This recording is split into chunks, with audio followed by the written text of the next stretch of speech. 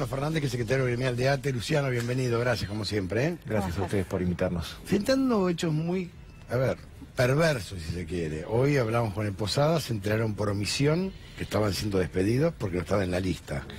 El otro día hablábamos del SENASA, que quisieron ingresar la clave, los habían bloqueado. Yo no recuerdo una forma de despido de esta manera.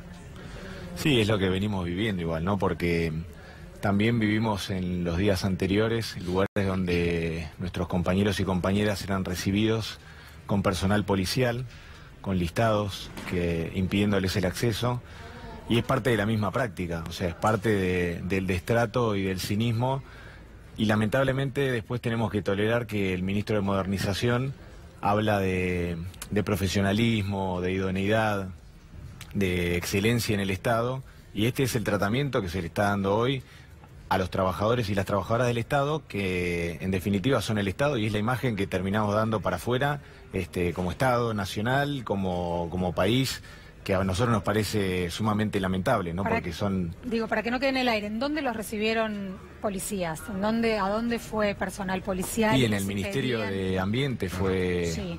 Hace 2 semanas fue. Hace 2 semanas, sí, cuando sí. tomaron el edificio donde hubo... Sí, fue uno de los lugares. Después en el Ministerio de Defensa nosotros sufrimos movimientos de la policía militar adentro del edificio ante una asamblea de trabajadores y trabajadoras donde hay aún 70 despidos, donde se cerró la Dirección de Derechos Humanos, que articula con el Poder Judicial en todo lo que hace a las causas por crímenes de lesa humanidad, en una clara política de desmantelamiento de lo que es la memoria, la verdad y la justicia en nuestro país, y que viene de la mano de la prisión domiciliaria para Miguel Echecolat, o la intención de la Corte en su momento, en un claro signo de época, de garantizar el 2x1 para los genocidas. Pero a ver, más allá de todo esto, ¿no?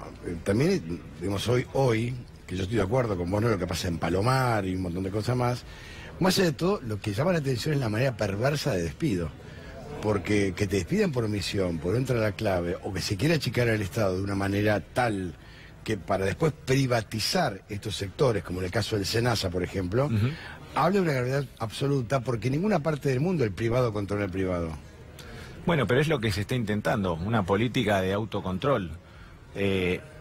Seguramente por estas horas el caso más emblemático de eso es lo que está pasando en torno al ministro de Trabajo. Lo único que falta es que nos enteremos que el ministro Aranguren está colgado de la luz, o que algo que sí pasa, que es que gran parte del gabinete tiene la plata, su patrimonio personal, afuera en cuentas offshore, en un claro movimiento de evasión, que si no hubiese sido por lo que fue la ley Ómnibus, que en realidad fue la desarticulación del Fondo de Garantía y poner en crisis el sistema previsional en nuestro país, no hubiesen podido declararlo. Porque esto es lo que pasa y es lo que ellos transmiten todo el tiempo. Por eso nosotros hablamos de un gobierno de cínicos.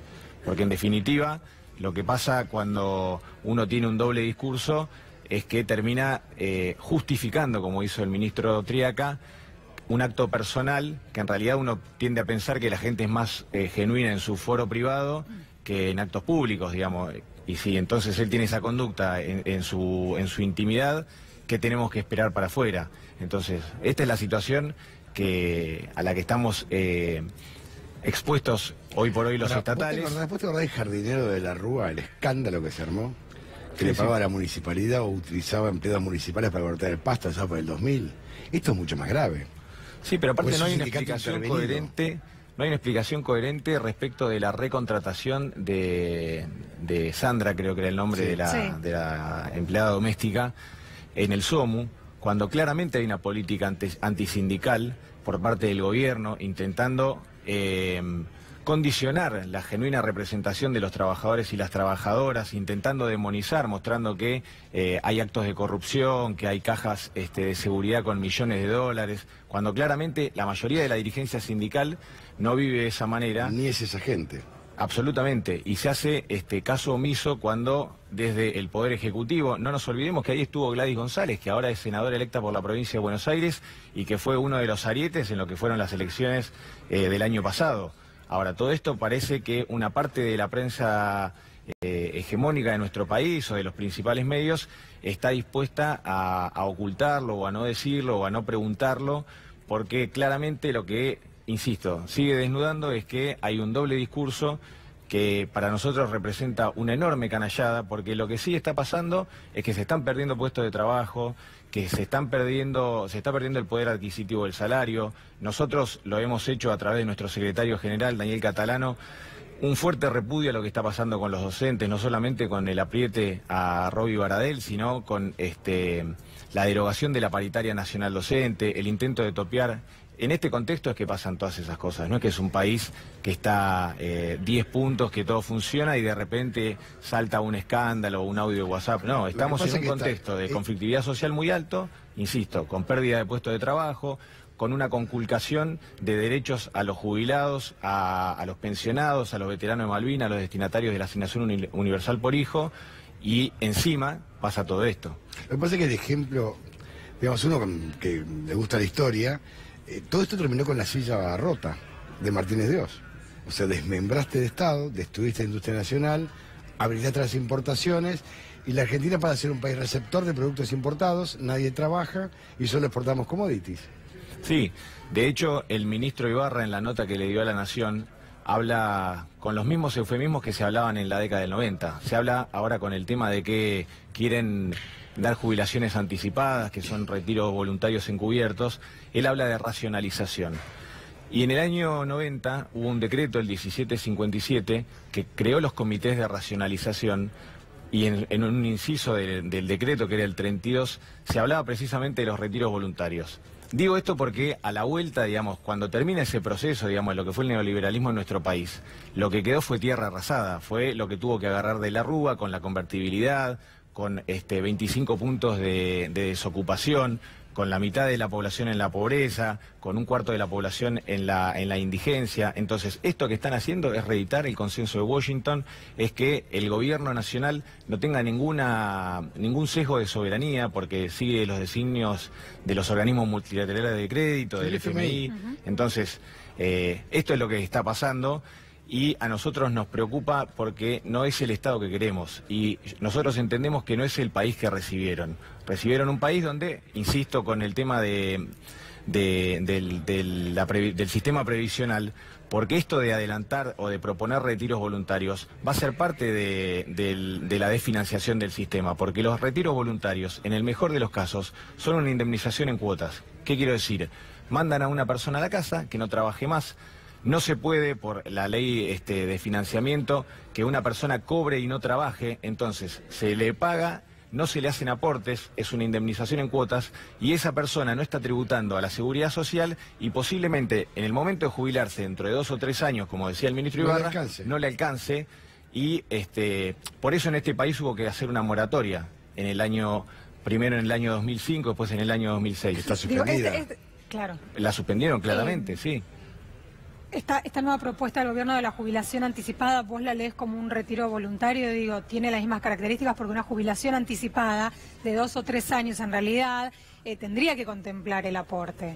Pero por eso, para que haya una jubilación anticipada, la excusa es, hay mucha gente, en realidad nos faltan sillas, nos faltan computadoras, hay gente dando vueltas, y en vez de ser muchos para trabajar mejor, estamos obstaculizando el trabajo de aquel que quiere trabajar. Es una composición en la cabeza que no te cierra de ninguna manera. Pero aparte yo quiero dejar claro algo, ¿no? Es como el mozo que en la bandeja que servía café en tribunal cobraba 140.000 pesos, es mentira. Que hay mucha silla vacía y computadora vacía, digamos, mucha silla poca silla para tanto empleo, también es mentira. Claro. Fue un verso que se hizo correr como que el Estado es un Estado bobo, gigante, lleno de ñoquis, y no es así. Puede ser que en algún lado haya, pero no es así. No está lleno de ñoquis.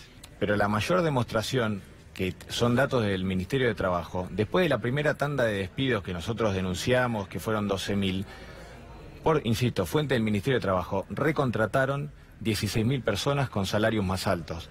Y no hay que olvidarse que en esto de la racionalización, los primeros que deberían tener raciocinio son ellos, porque Laura Alonso, que está al frente de la Oficina Anticorrupción y no viene haciendo mención a ninguna de todas las barbaridades que están pasando en torno, por ejemplo, lo del ministro Triaca, tuvo que tener una excepción, porque para estar al frente de la Oficina Anticorrupción había que ser abogado.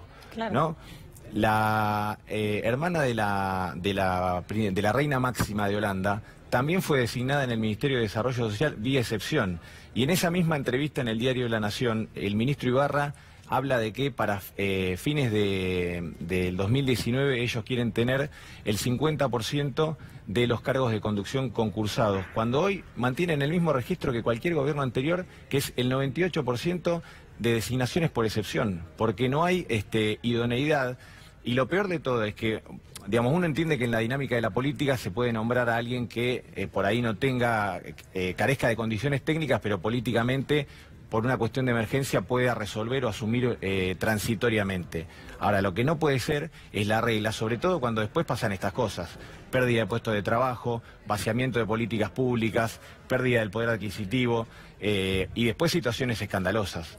Que tengamos un Estado casi policial, porque también en esto que hablamos de los despidos, nosotros en el ANSES hicimos un reclamo en torno a lo que fueron los despidos del año pasado, y Emilio Basavilbaso habilitó el tercer piso de Córdoba 720, que es la sede donde él está, para que la Policía Federal pudiera montar un set de filmación para filmar los rostros de los manifestantes. Entonces, estamos en una curva peligrosamente autoritaria, o el gobierno está asumiendo un rasgo autoritario que, insisto, con la conflictividad social, eso es un cóctel como lo que vimos en las jornadas del 18 de diciembre. O sea, lo único que puede traer eso es que el Estado, lejos de tener una política o una actitud inclusiva, de integración, de diálogo, termine teniendo como única capacidad de respuesta la represión y la violencia institucional. Y lo peor es que es sistemático. Luciano, muchísimas gracias. Gracias a ustedes. Gracias.